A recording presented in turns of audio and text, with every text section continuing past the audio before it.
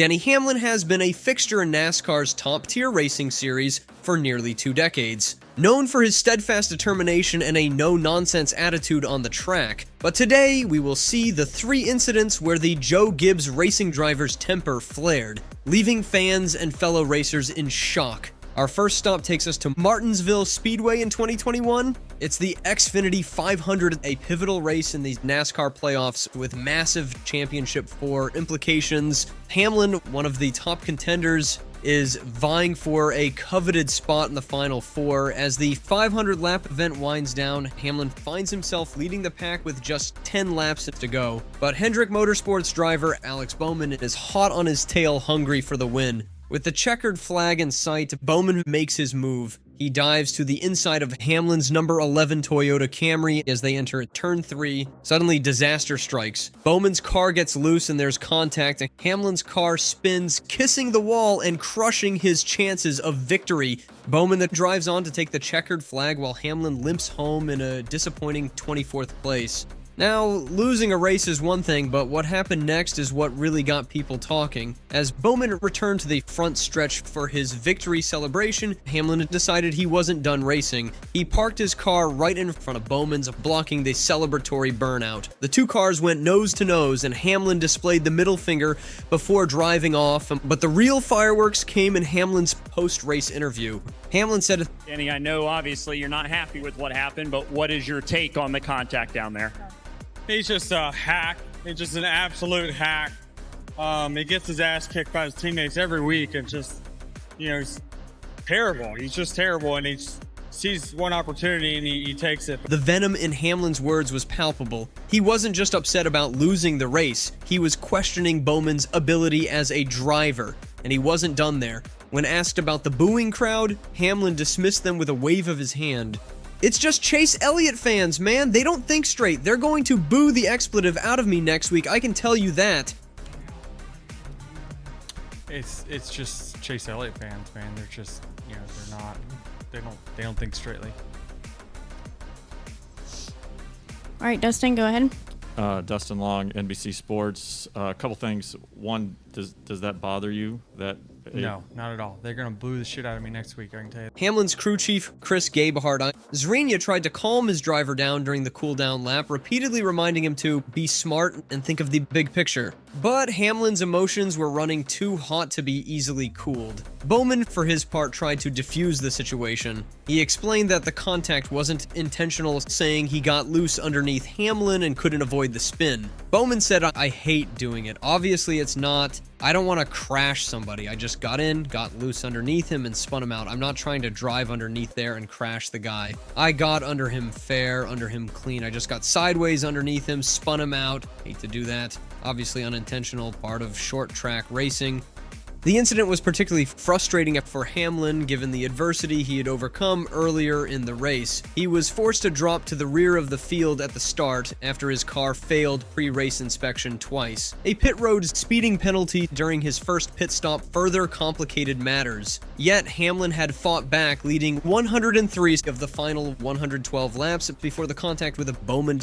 Hamlin's crew chief, Chris Gabehart, echoed his driver's frustration, telling NASCAR.com, "Racing with integrity in this sport is all but dead. So what they're going to do when they don't pass you is they're just going to keep driving harder and harder and harder until they're in absolutely over their head, which is then going to wreck you. Then there's going to be no penalties, no discipline for it. It's going to be cheered." The NASCAR community was quick to react. Team owner Rick Hendrick came to Bowman's defense. Hendrick said, I describe a hack. I don't know what a hack is, but he's won 4 races this year.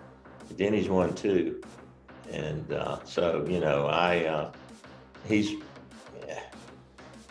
think Denny just lost it Sunday, and Alex races everybody clean. He's a good soldier. The sponsors love him. The crowd loves him. I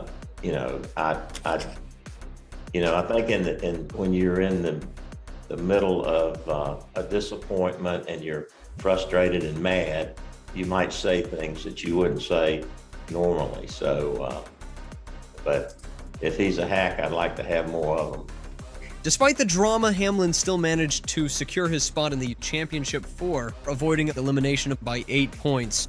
But the incident left a sour taste in many mouths and set the stage for future confrontations. Fast forward to 2024, and we find ourselves at Richmond Raceway for another heated moment in Hamlin's career. This time it's Austin Dillon in the crosshairs. The Cookout 400 is coming down to the wire with Dillon, Hamlin, logically, and reigning Cup Series champion Joey Logano battling for the win. On the final lap of overtime, Dillon makes a controversial move. He bumps race leader Logano out of the way, coming out of turn 4, then turns left into the passing Hamlin, sending the number 11 Toyota sharply right and into the wall. With no one left to challenge him, Dillon speeds across the finish line to take the checkered flag. The win is shocking, not just for how it was achieved, but because Dillon entered the race 32nd in points, logically having a dreadful 2024 CSUN up to that point. The victory would lock him into the playoffs if it stood. His position, his season, his playoffs on the line. First of all, what did you think about his move on the 22 and then him hitting you as well? Fair or foul, Denny?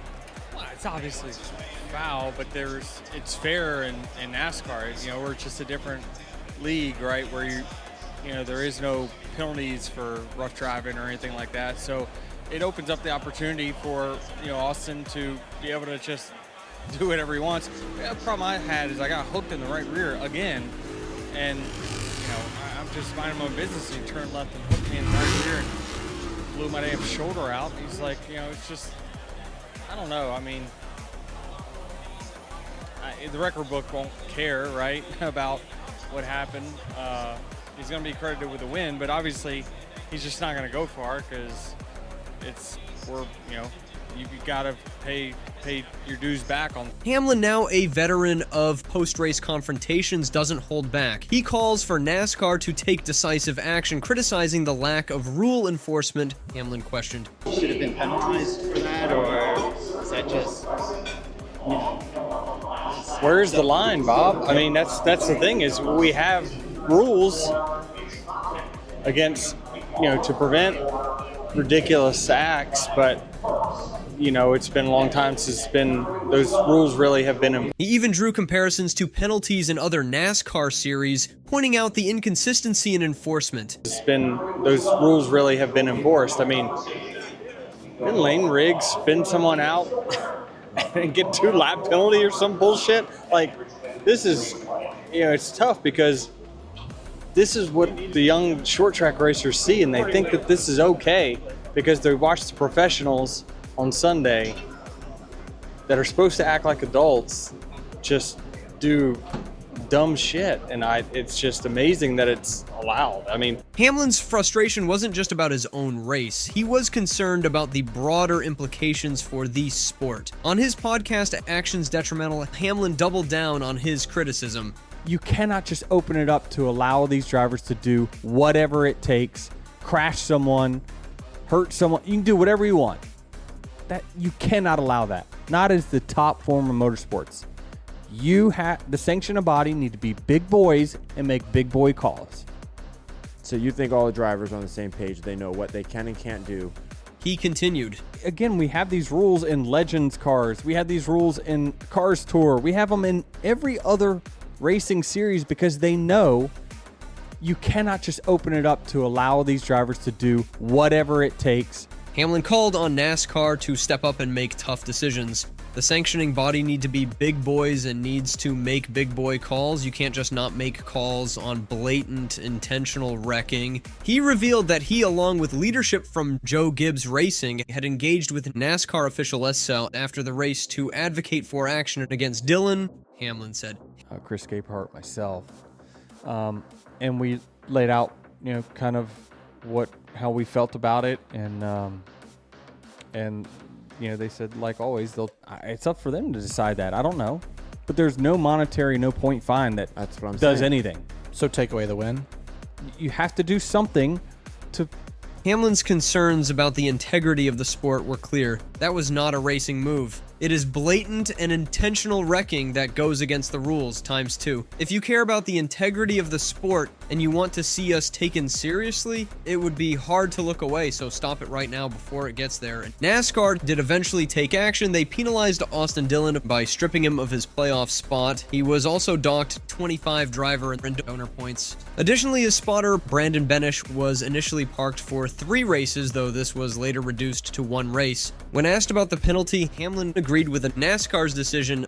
"I am in the moment, you wish." Well, if you just take the win, then everything fixes itself, then kind of having this split decision. But as I understand it, there is some iffy language in the rulebook on if can you really go back and take a win at this point. I think in the future, you just send whoever it is to the back and it all fixes itself. You don't have to worry about playoff eligibility and stuff like that. Given how much time it took, it was probably the right call. Interestingly, despite the heated nature of the incident, Hamlin showed a level of understanding for Dillon's position.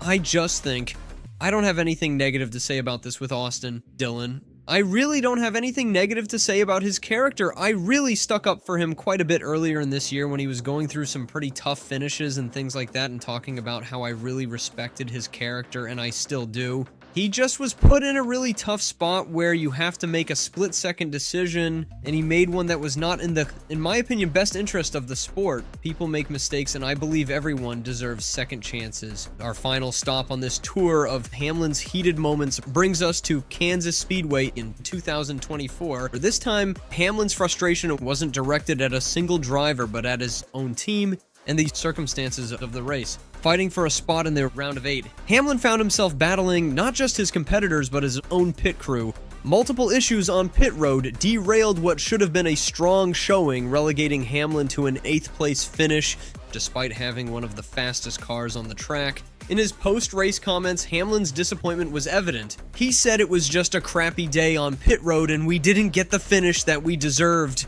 This is a great opportunity to lock ourselves in, and instead we're scraping and clawing to finish in the top 10. Not in it mentally, I can tell you that. There's a lot of wires crossed and bolts loose at the moment. These 3 incidents, Martinsville in 2021, Richmond in 2024, and Kansas in 2024, paint a picture of Denny Hamlin as a fierce competitor who wears his heart on his sleeve. And if you enjoyed the video, make sure to like and subscribe to NASCAR Insider and share your insights in the comments below.